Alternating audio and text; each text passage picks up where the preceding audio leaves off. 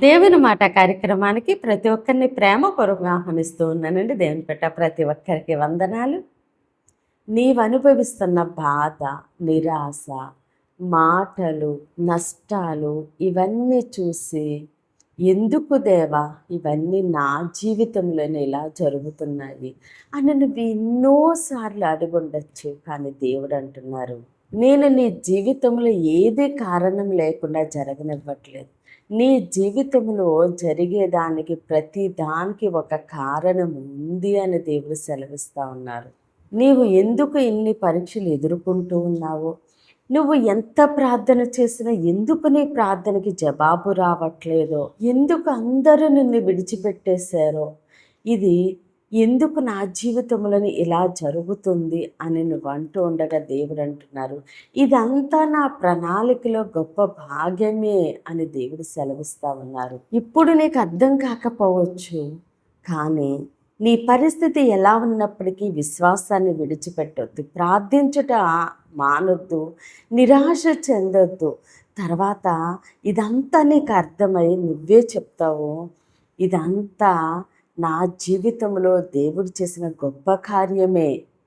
దేవుని చిత్తము లేనిదే, దేవుని ఇష్టము లేనిదే నా జీవితంలో ఏ ఒక్కటి జరగలేదు. ఇదంతా నా మంచికే. దేవుడు నన్ను దీవించి ఆశీర్వదించి ఒక ఉన్నతమైన స్థానంలో ఉంచడానికి, దేవుని ఆశీర్వాదాలు నేను అనుభవించడానికే, దేవుణ్ణి నేను మహిమపరచడానికే అని నువ్వే సాక్ష్యం చెప్పే రోజు రాబోతుంది. కొద్ది రోజుల తర్వాత నీ జీవితాన్ని చూసి నువ్వే చెప్తావు, నా జీవితంలో జరిగిన ప్రతి దానికి ఒక కారణం ఉంది అని నువ్వే చెప్పే రోజు రాబోతుంది. అయితే ఈరోజు దేవుడు మన కొరకు సిద్ధపరిచిన ఆయన శ్రేష్టమైన వాగ్దానం చూద్దామండి. రోమాపత్రిక 8వ అధ్యాయము 28వ వచనము. దేవుణ్ణి ప్రేమించే వారికి అనగా ఆయన సంకల్పము చొప్పున పిలువబడిన వారికి మేలు కలుగుటకై సమస్తమును సమకూడి జరుగుచున్నవని ఎరుగుదుము. ఆమేన్.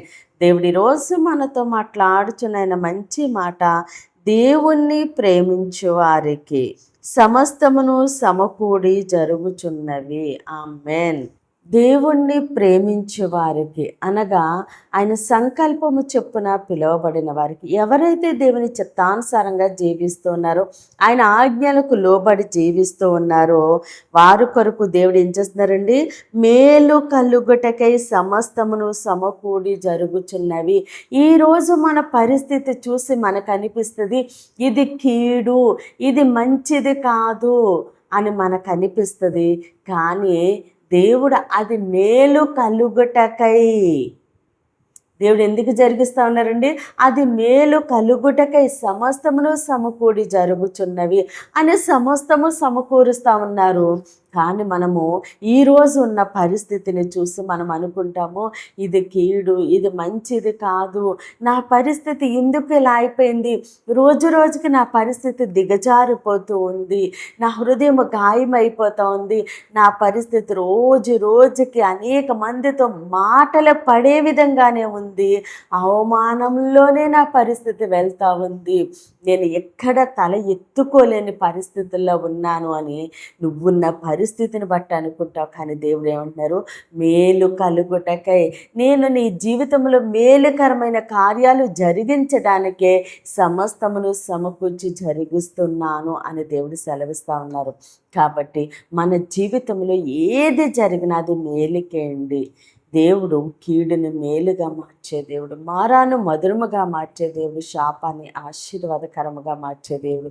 కానీ మనమే మన పరిస్థితిని చూసి ఇది మంచిది కాదు అనుకుంటాము. కానీ దేవుడు మన జీవితంలో ఆయన మేలమైన కార్యాలు జరిగిస్తూ ఉన్నారండి.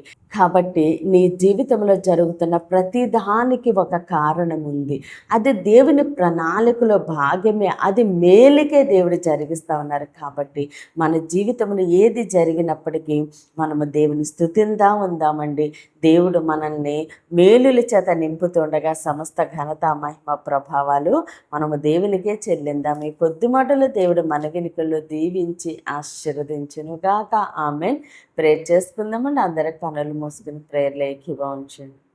మహోన్నతుడ మహాగణుడ పరిశుద్ధుడా నీకే స్తోత్రాలు వందనాలు దేవతని ఇచ్చిన వాగ్దానము మా జీవితాలు నూరింతలుగా ఫలించునుగాక. దైవజనుల వారి కుటుంబాలు సంఘాలు పరిచర్యలు యేసు నామంలోనే దీవించబడును గాక. యెరూషలేముకు యేసు నామంలోనే క్షేమము కలుగును గాక. ఈరోజు పుట్టినరోజు పెళ్లి రోజు జరుపుకుంటున్న ప్రతి ఒక్కరికి సంవత్సరం ఒక ఆశీర్వాదకరముగా ఉండును గాక. దేవుని మాట పరిచర్యలో పాలిభాగస్తులై భారం కలిగి ప్రార్థన చేసిన ప్రతి ఒక్కరిని దేవుడు బహుగా దీవించి ఆశీర్వదించునుగాక. అనారోగ్యంతో ఉన్న ప్రతి బిడ్డకి యేసునామంలో సంపూర్ణ స్వస్థత విడుదల కలుగునుగాక. మూయబడిన ప్రతి గర్భము యేసు నామంలోనే తెరవబడునుగాక. వివాహాలు కావలసిన బిడ్డలకి యేసునామంలో ఘనమైన వివాహములు జరుగునుగాక. యవ్వని బిడ్డలకి యేసునామంలో మంచి భవిష్యత్తు కలుగునుగాక. ప్రతి బిడ్డ రాకపోకలను దేవుడు తోడుగా ఉండి క్షేమమైన ప్రయాణం యేసు నామంలోనే దయచేయనుగాక. అయ్యా ప్రతి బిడ్డ నీ చేతులకు అప్పగిస్తే చిన్న ప్రార్థని పాదసని చేర్చుకోమని యేసు క్రీస్తు అతి పరిశుద్ధ నామందు బ్రతిమాలి వేడుకుంటున్నాం మా తండ్రి. Amen amen. దేవుడు మిమ్మల్ని మీ కుటుంబాన్ని దీవించి ఆశీర్వదించునుగాక. ఆమెన్.